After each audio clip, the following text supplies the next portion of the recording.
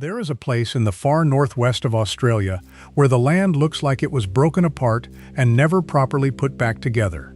The Kimberley. It is roughly the size of California and holds fewer people than a modest town. Gorges cut hundreds of meters into sandstone that was already unimaginably old when the first animals crawled onto land. Rivers vanish for 8 months of the year, then rise 30 meters in a single night, and in the shadowed overhangs of that stone, on walls that watch the last ice age arrive and depart, there are people, thousands of them, painted, slender, silent, and staring out across a span of time that our minds are not really built to hold. They stand in rows. They stand alone. They are elongated and elegant, drawn with a confidence of line that would not look out of place in a Japanese ink painting. Their arms are raised or extended, their waists are impossibly narrow, and they are dressed, and that is the detail that stops people in their tracks, dressed in a way that implies an entire world of textile, ornament, ceremony, and status that has otherwise left almost no physical trace at all. Look closely at a single figure. There is a headdress, sometimes conical, sometimes fanning outward like a crown of feathers or fiber. There are tassels hanging from the upper arms and the waist, some so long they nearly reach the ground.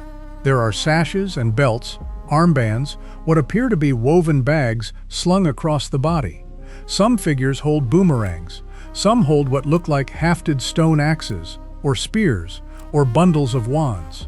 Some appear to be mid-movement, caught in a dance, cloth streaming behind them.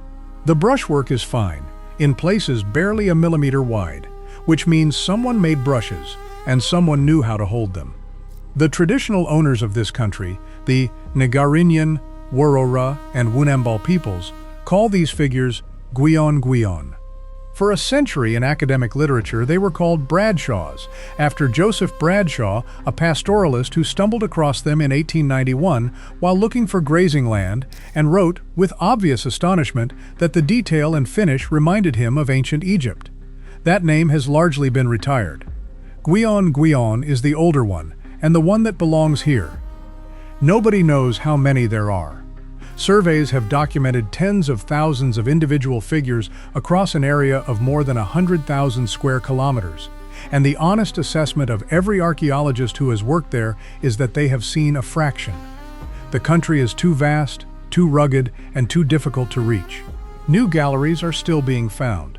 Some sites contain a single figure tucked into a cleft you would walk past 100 times. Others contain hundreds, layered over one another across what must be enormous stretches of time. And here the strangeness begins in earnest, because these paintings should not exist anymore. Ochre pigment on exposed sandstone in a monsoonal climate does not last. It should fade within centuries.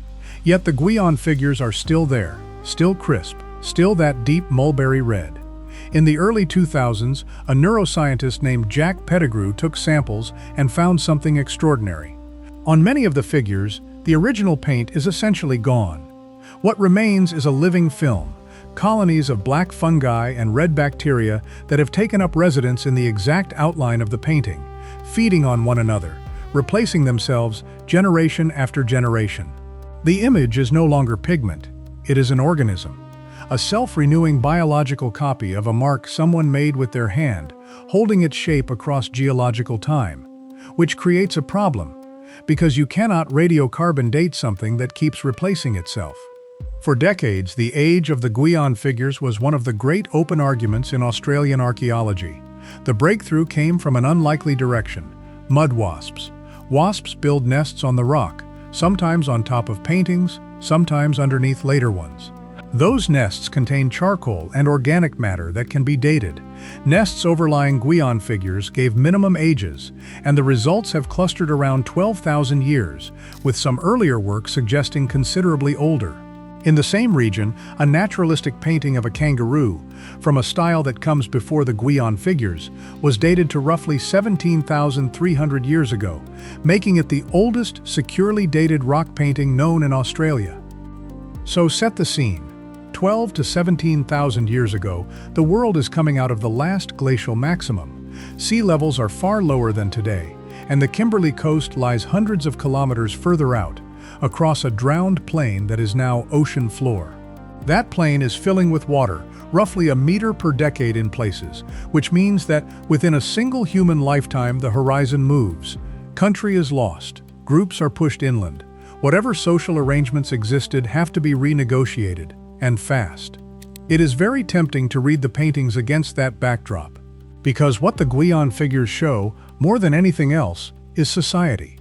Not hunting scenes, not animals, people, arranged in relation to one another, dressed in ways that clearly signal something: role, rank, clan, ceremony, and almost every object they wear is made of material that rots.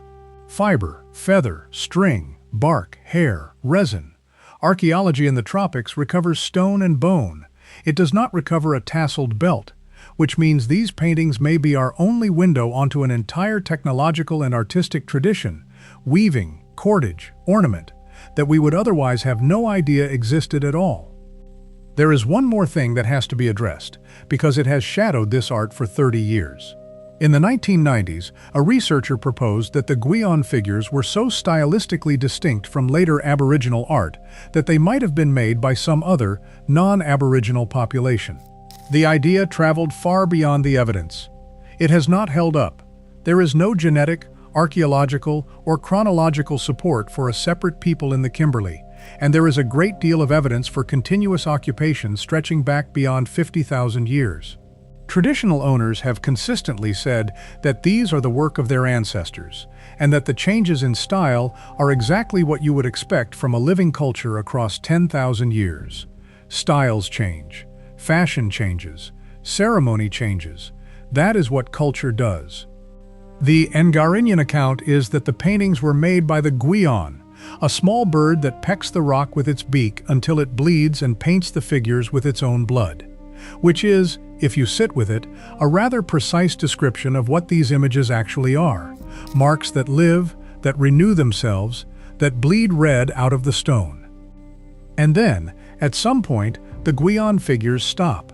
They are overpainted across much of the region by an entirely different tradition, the Wandjina. Large, white-bodied ancestral beings with vast dark eyes, haloed heads, and no mouths, associated with rain and creation and law. Those paintings are still repainted today as an act of maintenance and obligation.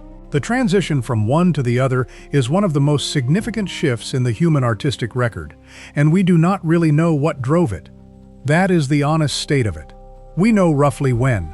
We know, with confidence, who. We know that the images have outlived every civilization that has ever risen and fallen elsewhere on Earth.